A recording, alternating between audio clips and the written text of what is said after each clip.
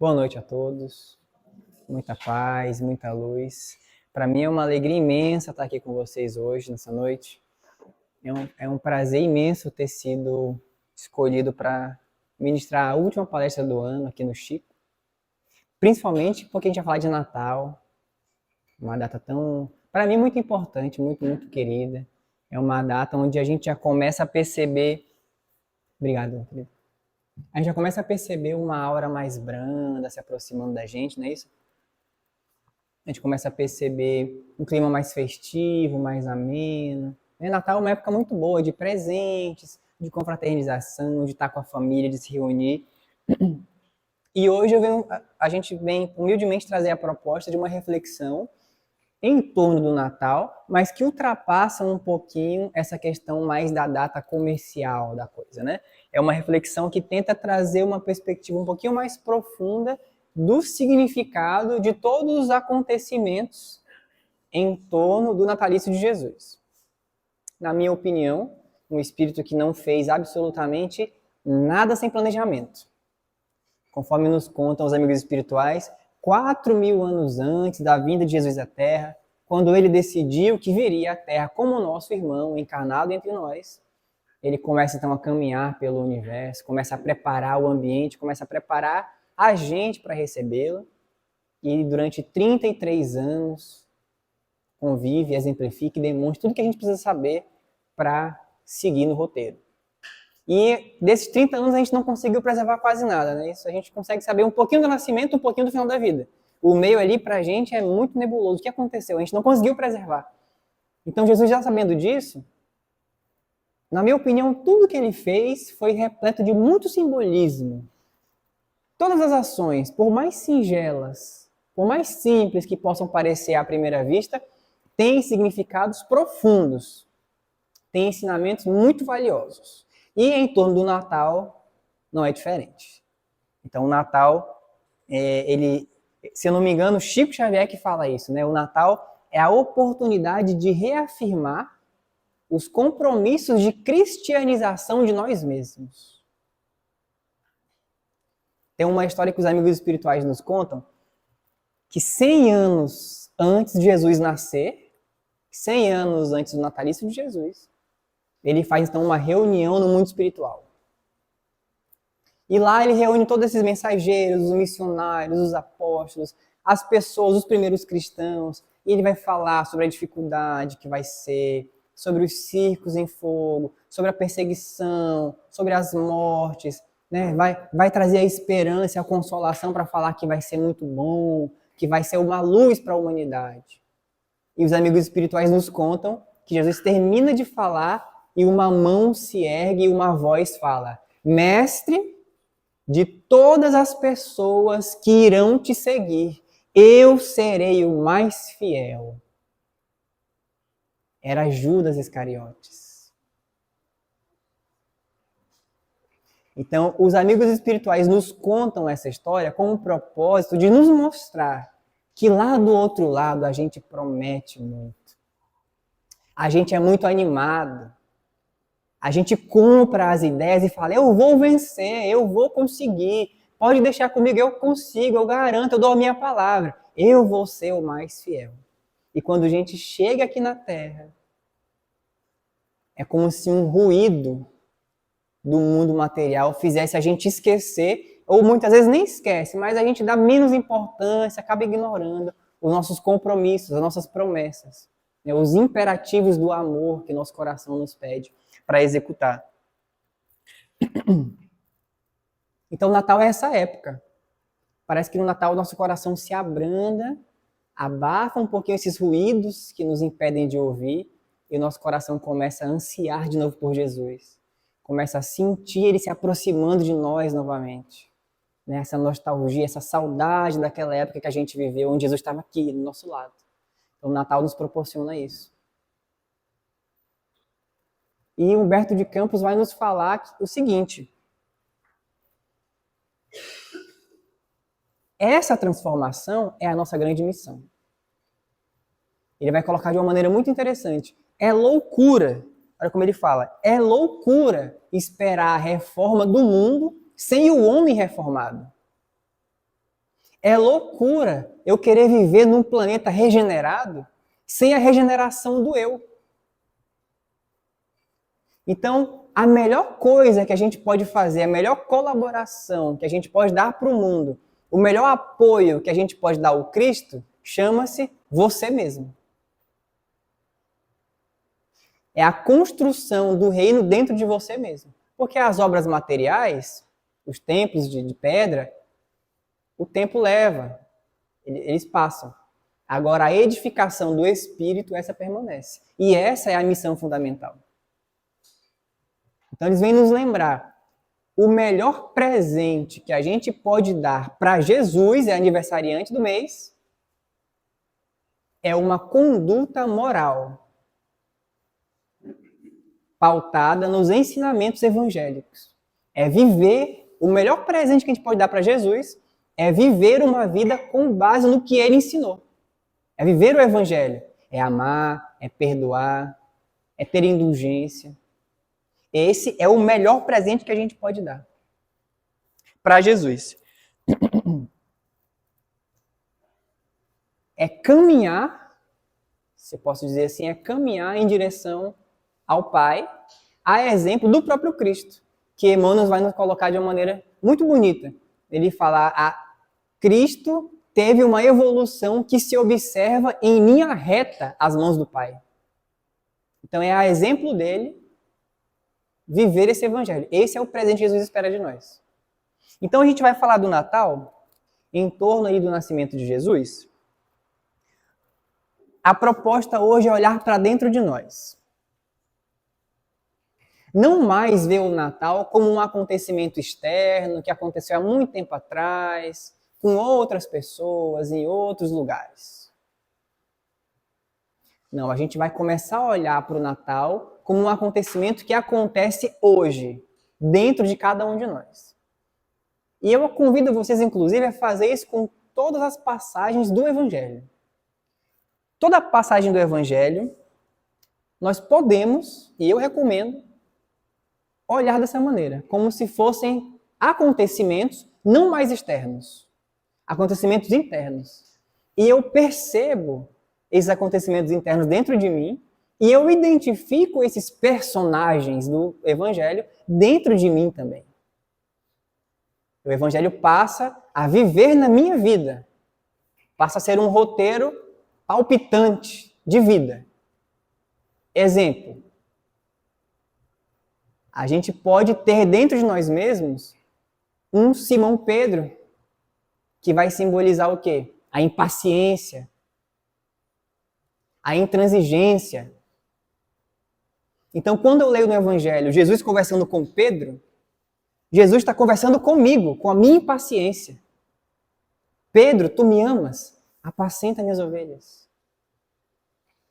Pedro, não fere com a espada, porque quem fere com ela será ferido. É comigo que Jesus está falando, com a minha impaciência. Saulo de Tarso pode vir a simbolizar a minha intolerância com as pessoas. Então, quando eu vejo diálogos de Jesus com Saulo, é um diálogo de Jesus com a minha intolerância. E quando é que se dará a transformação da minha intolerância de Saulo para Paulo? João Evangelista, por exemplo, que era o mais jovem dos apóstolos, o mais impetuoso, pode simbolizar justamente isso, esse ímpeto da juventude, essa vontade de fazer acontecer e que muitas vezes excede um pouquinho. Embora a intenção boa, excede um pouquinho. Né? Lembram quando Jesus envia Tiago e João, estava a caminho de Jerusalém, envia Tiago e João, eles param numa cidade samaritana, como preparando o caminho para Jesus chegar, e o povo se recusa a recebê-los. O que que João sugere? Senhor, vamos fazer fogo cair do céu em cima deles? João. Então, esse ímpeto que nós temos, às vezes é bem intencionado, mas olha, a necessidade de observá-lo. Já pensou? Vamos fazer fogo cair porque não receberam Jesus?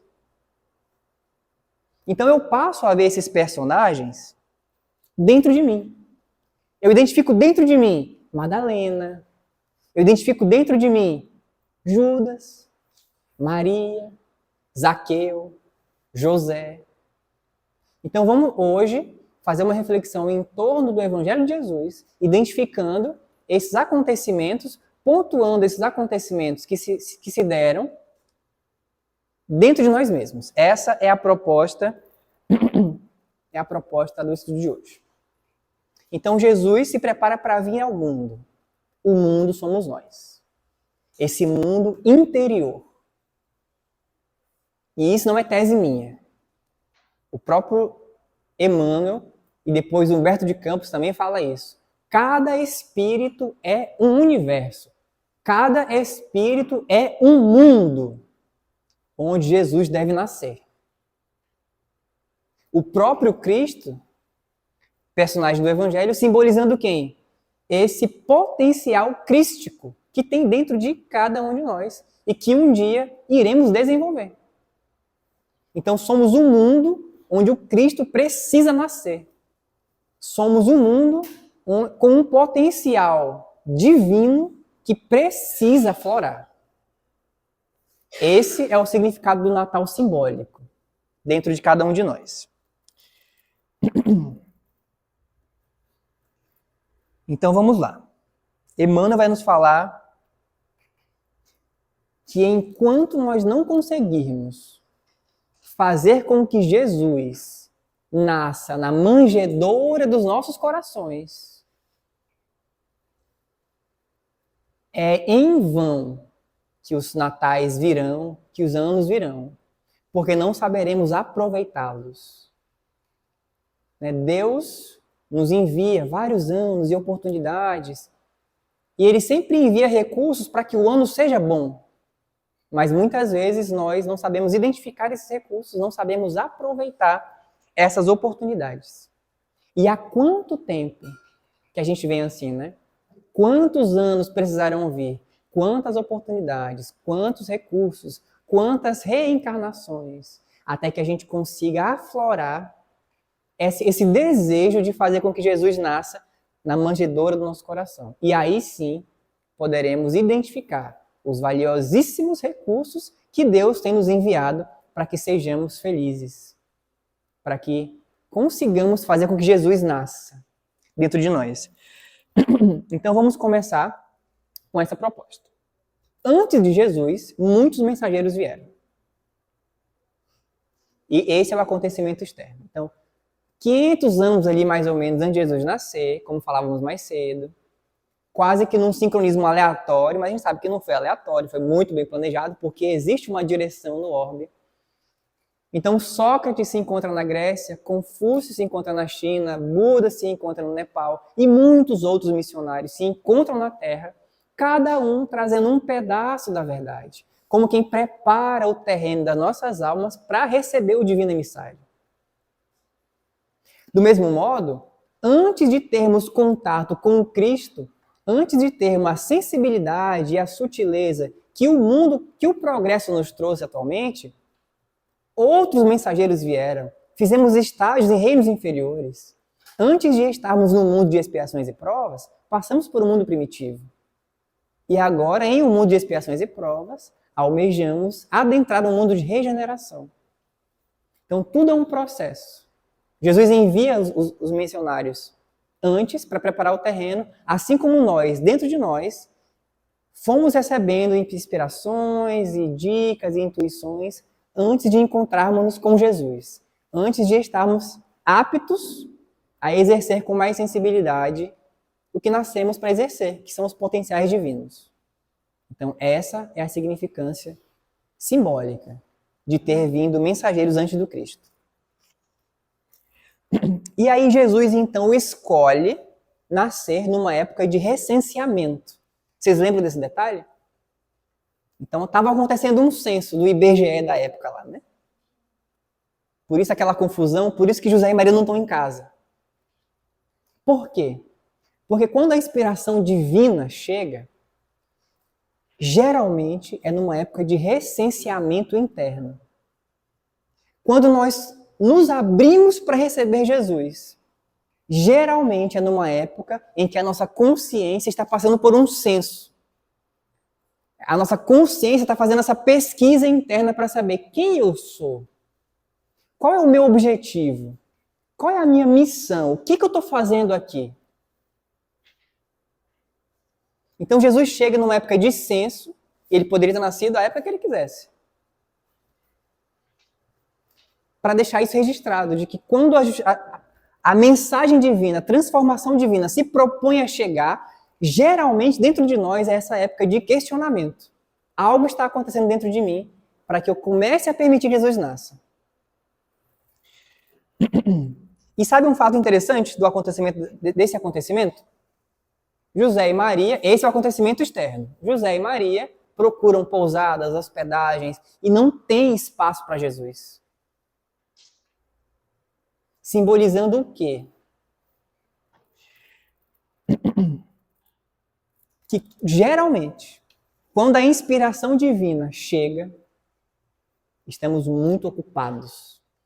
Não há espaço para o Cristo. A gente está muito apegado ali na correria do dia a dia, né?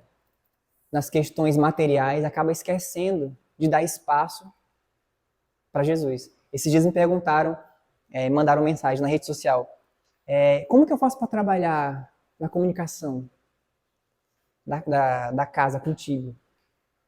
E aí eu comecei a fazer aquela entrevista de emprego, né? Olha, você está vinculado a qual casa espírita, né? Qual grupo de estudo você está fazendo? Qual casa espírita você está frequentando? O que você tem feito? E aí a pessoa comentou assim, não, eu estou meio afastado, faz uns anos já. Mas eu queria voltar, sabe? Eu sinto que eu tenho um compromisso com o espiritismo, mas é muito difícil abandonar essa vida mundana, sabe? E aí um dos mentores, um dos amiguinhos espirituais chega para mim e fala assim, olha, diga a ele que a melhor divulgação que nós podemos fazer em prol do espiritismo é a nossa transformação moral, observando os ensinamentos de Jesus. Essa é a maior divulgação. Então, quem ajudar a divulgar, se melhora.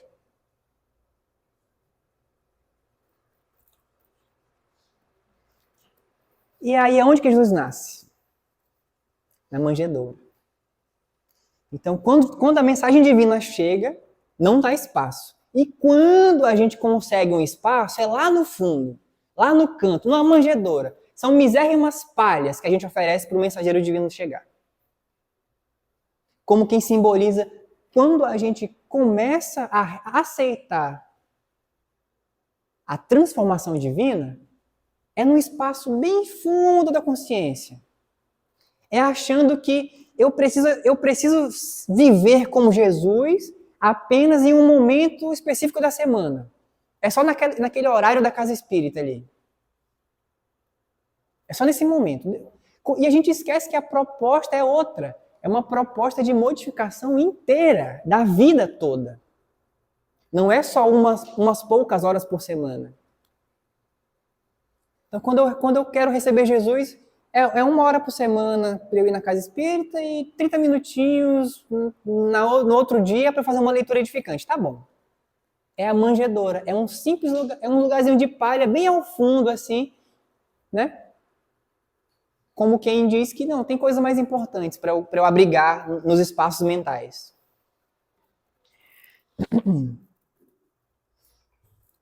Mas tudo bem. Exemplificando a humildade, o mestre, então, nasce. Mas ele nasce à noite. Ele poderia nascer de dia, ele poderia nascer à tarde. Ele é o governador do orbe. E tudo foi planejado. Então ele nasce à noite. Por que ele nasce à noite? Simbolizando que quase sempre, nós não sentimos a bondade de Deus se não for no ápice das trevas das nossas dores.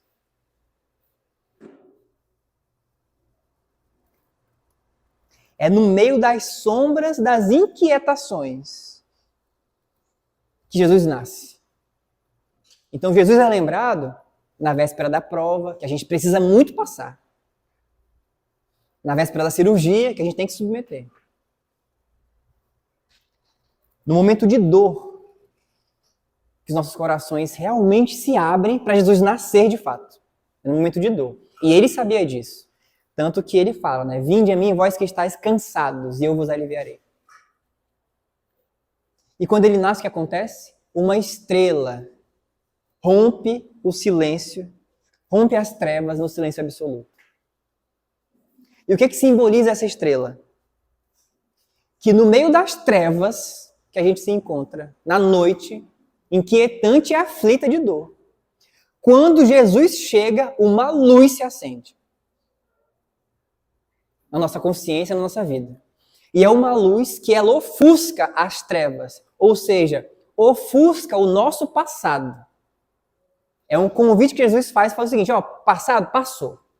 Errou, errou. Acabou. Não dá mais para voltar atrás e corrigir. Então é uma luz que ofusca o passado, mas que também ilumina o presente. Ilumina o caminho que a gente tem que seguir a partir de agora. E o mais importante, uma luz que aponta qual é a direção. Aponta o roteiro. Então a estrela que brilha no céu simboliza a luz que surge na nossa consciência que fala, esquece o passado, foca no agora e segue o roteiro seguro que é Jesus. Uma coisa bonita, né? E quando Jesus nasce, qual é a primeira visita que ele recebe? Dos animais. A primeira visão do Cristo, a primeira recepção que chega ao Cristo, são os animais da manjedoura. Por quê? Porque em face da nova revelação, em face da chegada da mensagem divina, geralmente, dentro de nós, os primeiros que defrontam a mensagem divina são os nossos sentimentos animalizados. São nossas paixões, que vão de encontro de cara que já se incomodam.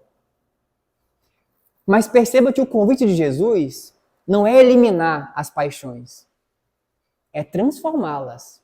Como vai explicar Kardec e os Espíritos. No Livro dos Espíritos, questão 907 e 908. Eles vão comparar as paixões que a gente sente como um corcel, que não deve ser afastado, deve ser domado. Porque são as paixões que potencializam a ação do homem no bem. Um corcel, se ele governa o caminho, pode ser que ele se jogue de um precipício. Agora, quando o homem governa, ele vira força para puxar a carroça do trabalho. Então, Jesus sendo recebido primeiro pelos animais, simboliza isso dentro de nós. As paixões que nós devemos domar, para que o Mestre possa crescer dentro de nós. E aí, os anjos cantam. Ouve-se um coral celeste. E de maneira similar, dentro de cada um de nós, quando finalmente Jesus nasce, nossos mentores, nossos guias, nossos próximos, cantam e festejam de alegria. Espíritos que convivem conosco, que nos seguem e observam há milênios e milênios, quando percebem que finalmente ele se abriu para Jesus. Cantam e comemoram. De felicidade e de alegria. E depois disso, quem é que chega? Os magos. Simbolizando o quê? Quando começa a acontecer essa transformação interna, o mundo para nos observar. E nos visita e fala, pera, mas ele, até um tempo atrás, ele tinha outros valores, eram outras condutas, eram outros comportamentos. O que aconteceu com ele? Que ele mudou de conduta, mudou de comportamento. O que aconteceu dentro dele para que houvesse essa transformação? Nossos ideais começam a mudar quando Jesus nasce. E aí, qual o próximo acontecimento? Ferido na vaidade e na ambição, Herodes determina a morte do pequeno Jesus. Quando ele descobre que nasceu um rei, ele se sente ferido e com medo e tenta matar. O que Herodes vai significar dentro de nós? O egoísmo, o orgulho e a ignorância que por milênios e milênios nos governaram. Eles eram os imperadores dentro de nós. E quando eles percebem que nasce um novo rei, que nasce uma nova luz, eles farão de tudo para matar esse sentimento.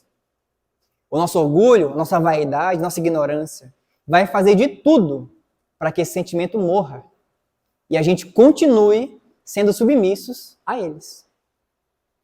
Esse é o simbolismo de Herodes. E isso está cheio no Evangelho. Então, quando a mulher procura Jesus, uma multidão impede que ela chegue.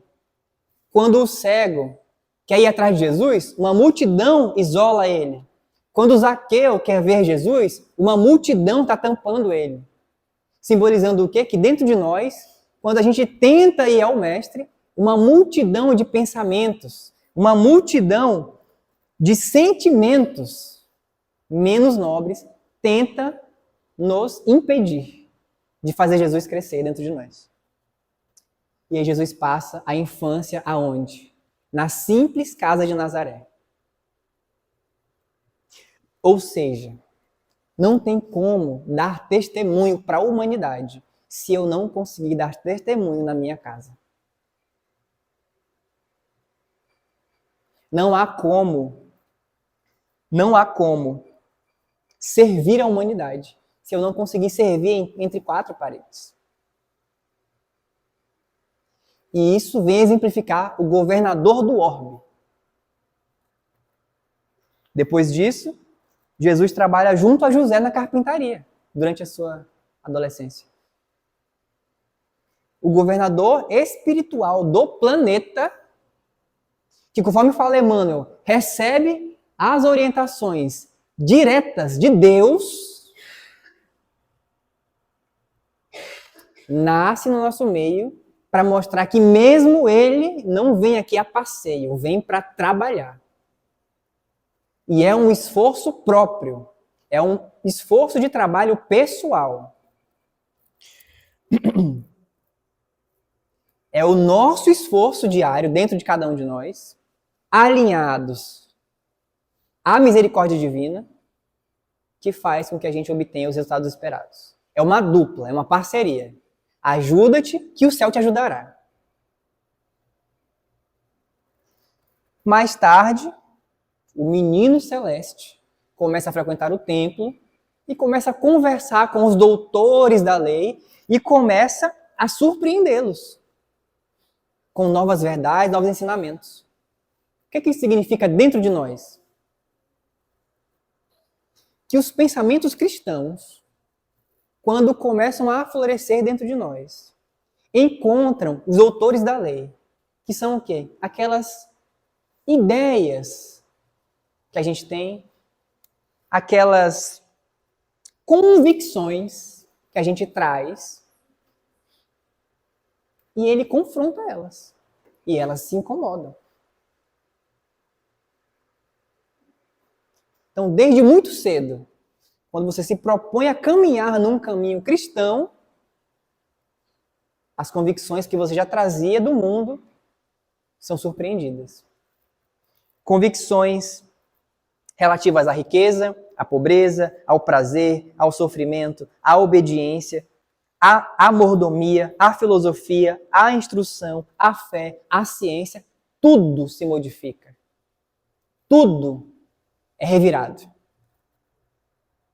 O Evangelho começa a questionar esses antigos padrões e valores.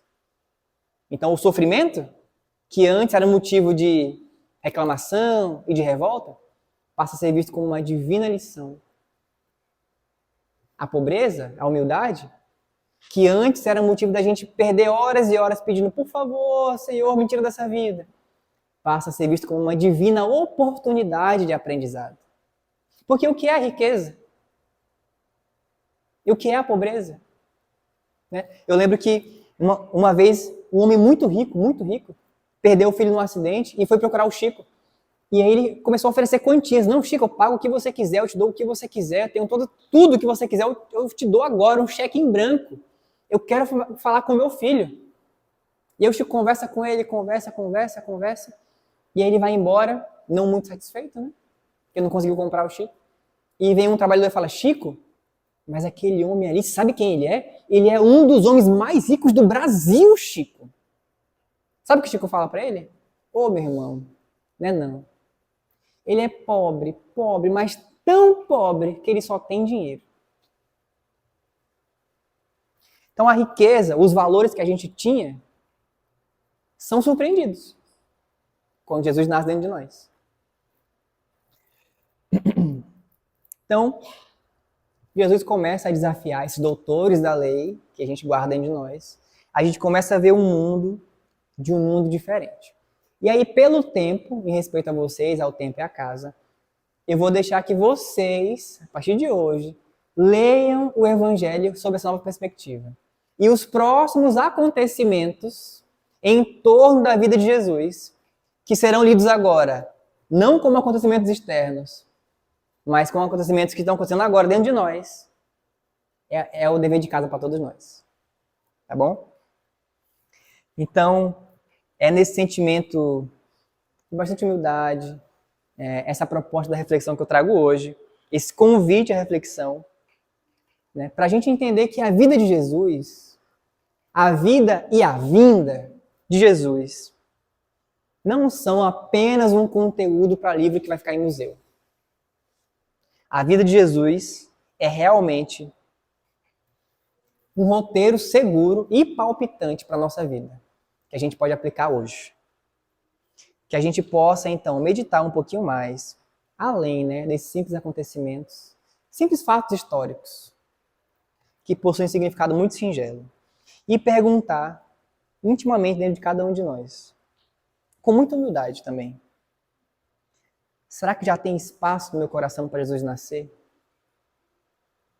Romper as trevas do meu sofrimento, fazer a estrela brilhar, esquecendo o meu passado, iluminando o meu presente, apontando onde é o meu futuro.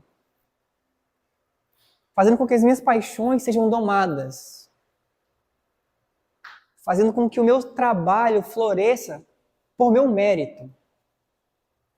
Fazendo com que eu consiga aplicar as vivências evangélicas entre os próximos mais próximos. E não me esquecer que os sentimentos ruins irão tentar abafar. Que o mundo vai tentar me atrapalhar. Mas que, apesar disso, o final da história você já sabe. Jesus venceu o mundo. Então que nós possamos, a exemplo dele, também vencer esse mundo interno. E lembrando o início da palestra, somos, cada um de nós, um mundo onde o Cristo precisa nascer. Então, e sem o nascimento de Jesus nesse mundo, vai vir Natal, vai vir Natal, vai vir Natal, vai vir Ano Novo, e Ano Novo, e Ano Novo. Nós não vamos saber aproveitar. É só quando Jesus nasce, na manjedoura dos nossos corações, que realmente a gente se torna apto a identificar o quanto a misericórdia divina tem sido bondosa com todos nós.